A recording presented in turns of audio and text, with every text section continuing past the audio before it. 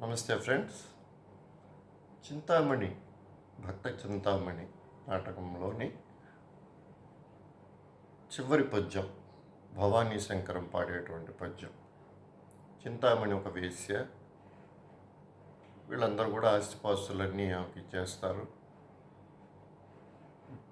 తర్వాత చింతామణి నిజంగానే భక్తి మార్గంలోకి వెళ్తుంది. ఆ సందర్భంలో ఏమీ దిక్కుతోచని స్థితిలో భవానీ శంకరం చింతామణి దగ్గరికి వెళ్తారు. సో ఆమె ఏమంటుందంటే, మీరు ఈ వేశ్యల దగ్గరికి వచ్చి మీరు డబ్బు పోగొట్టుకున్న విధానం కానీ, అలాగే పరువు ప్రతిష్టలు పోవడం కానీ, మీ సంసారంలో వచ్చినటువంటి ఇబ్బందులు కానీ, ఇవన్నీ గనక చుట్టుపక్కల గ్రామాల్లో మీరు ప్రచారం చేసి వస్తే మీకు కొంత ధనం ఇస్తాను, దాంతో బతుకుతురు కానీ అని చెప్తుందన్నమాట చింతామణి.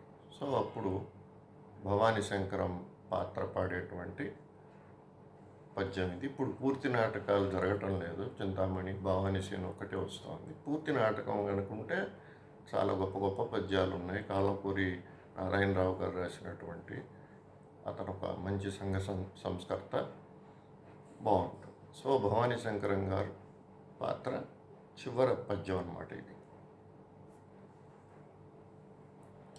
ఇంట రంభల వంటి ఇంతులుండగా సాని సంపర్కమున్గోరు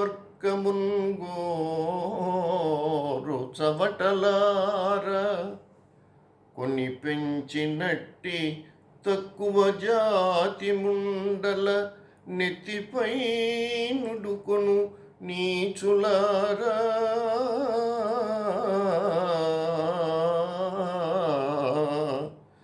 ఎంత పెట్టిన తృప్తి ఎరుగని తొత్తుల మెప్పుగోరెడు వెంగళప్పలారా,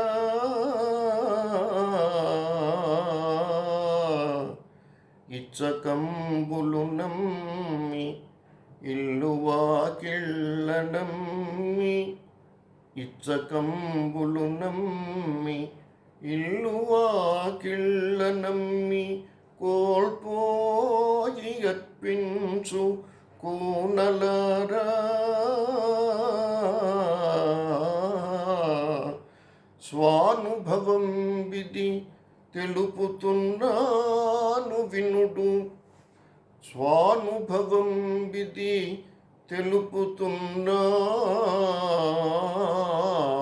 వినుడు, చచ్చి బ్రతికిన వాడును సాని కొంపజొచ్చి మిగిలిన వాడును, చచ్చి బ్రతికిన వాడును సాని కొంపజొచ్చి మిగిలిన వాడును, మచ్చుకేని వసుధనందులేడు,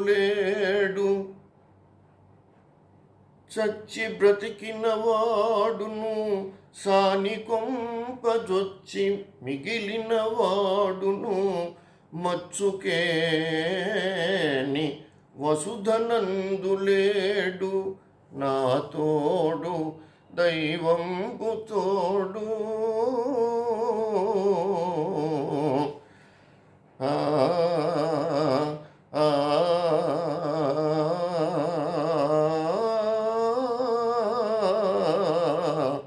ఆ